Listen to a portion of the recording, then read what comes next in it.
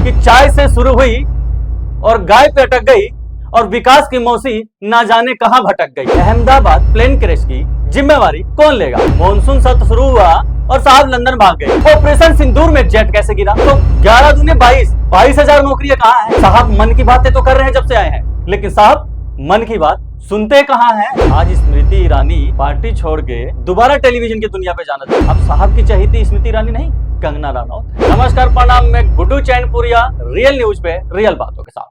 तो साहब चले लंदन। जी हाँ, मॉनसून सत्र शुरू हुआ और साहब लंदन भाग गए। क्यों? क्योंकि सवाल पूछा जाना था।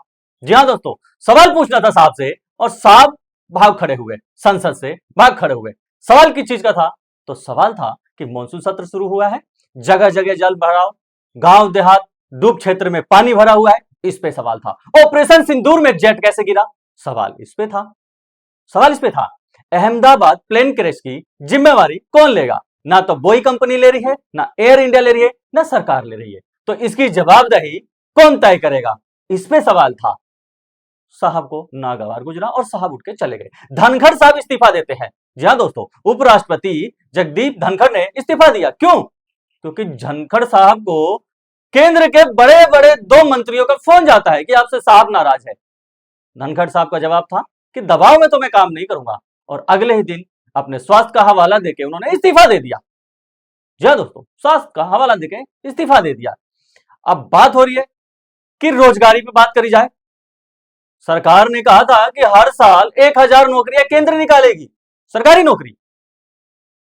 अब सर को 11 साल हो गए, तो 11 दूने 22,000 नौकरियां कहां है? कहां है 22,000 नौकरियां? हिंदुत्व की बात करने वाली कहते हैं ना कि चाय से शुरू हुई और गाय पे अटक गई और विकास की मौसी ना जाने कहां भटक गई। ये साहब जवाब नहीं दे पा रहे हैं। साहब जवाब नहीं दे पा रहे हैं। हिंदुत्व की बात करने वाले साहब जवाब नहीं दे पा रहे हैं। गाय की बात करते हैं, बीफ की बात करते हैं। जिस टाइम साहब की सरकार आई थी ना, उस टाइम 9वें पायदान पे था भारत, जो बीफ का एक्सपोर्ट करता था, सप्लाई करता था।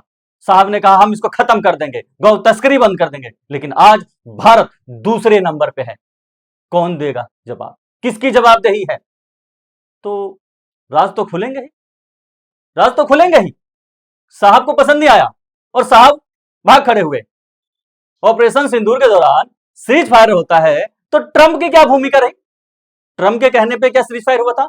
ट्रंप के कहने पर रोका क्या था? क्या सरकार ट्रंप के दबाव में थी? इस पे जवाबदेही थी। पहलगाम हमले पे किसकी जवाबदेही है? इस पे सवाल पूछा जाना था।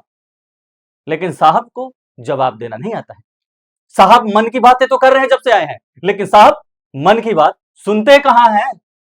सुनते कहां हैं साहब? साहब को पसंद नहीं आया।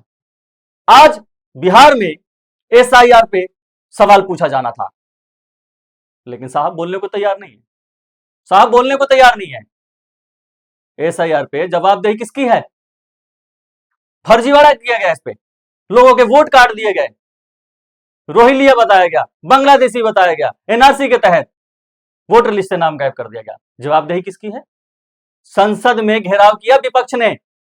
जी हां, संसद में विपक्ष ने घेराव किया और हमारे राहुल गांधी और हमारे ये अखिलेश यादव, इन्होंने संसद में घेराव किया और काले कपड़े पहन के इनका विरोध किया और फुल समर्थन मिला लोगों का। तमाम विपक्ष की पार्टियां साथ में खड़ी नजर आई, लेकिन पक्ष वाले मुंह छुपा के भागते हुए नजर आए। तो धनखड़ साहब इस्तीफा देते हैं। क्यों देते हैं? क्योंकि यशवंत वर्मा जो है, पूर्व हमारे जस्टिस, उनके घर नोटों का जखीरा मिलता है, वो भी जला हुआ। इतना पैसा कि जलाना पड़ा। इस पे विपक्ष ने घेरा और पक्ष की जवाबदेही तय होनी थी। विपक्ष की बातों को लेते हुए धनखड़ साहब ने मांग करी कि नहीं, इस पे कार्रवाई होनी चाहिए। लेकिन साहब को यह नागवार गुजरा। साहब के दो बड़े मंत्री जेपी नड्डा ने फोन किया कि आपसे साहब नाराज हैं। धनखड़ साहब ने कहा कि मैं ऐसे काम नहीं कर पाऊंगा, मैं किसी के दबाव में काम नहीं कर पाऊंगा, और अगले दिन ही स्वास्थ्य का हवाला देते हुए उन्होंने रिजाइन कर दिया।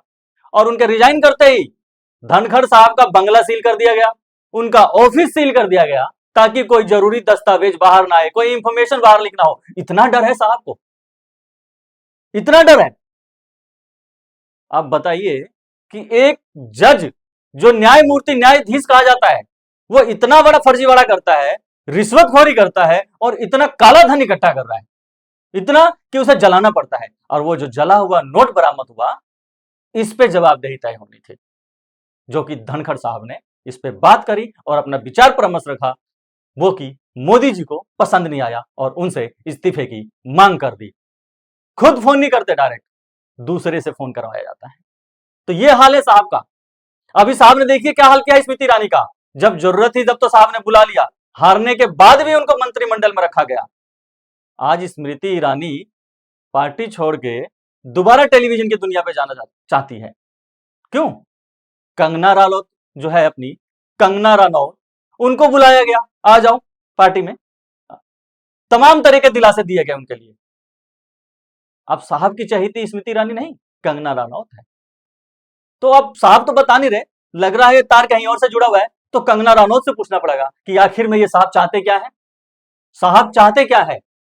तो मिलते हैं अगले सत्र में, रियल टॉपिक पे, रियल न्यूज पे, रियल बातों के साथ।